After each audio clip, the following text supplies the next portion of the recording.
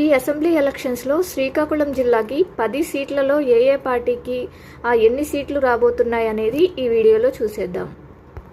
ముందుగా ఇచ్చాపురం టీడీపీ గెలిచే ఛాన్సెస్ ఎక్కువ ఉన్నాయి.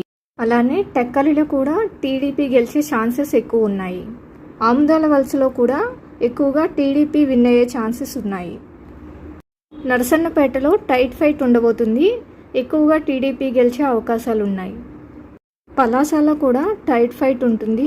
ఎక్కువగా వైసీపీ విన్ అయ్యే ఛాన్సెస్ ఉన్నాయి. శ్రీకాకుళంలో కూడా టైట్ ఫైట్ ఉంటుంది. ఎక్కువగా వైసీపీ విన్ అయ్యే అవకాశం ఉంది. ఎచ్చెర్లలో అయితే వైసీపీ గెలిచే అవకాశాలు ఎక్కువగా ఉన్నాయి. పాతపట్నంలో అయితే టైట్ ఫైట్ ఉండబోతుంది. ఆ తర్వాత రాజంలో టీడీపీ గెలిచే ఛాన్సెస్ ఎక్కువ ఉన్నాయి.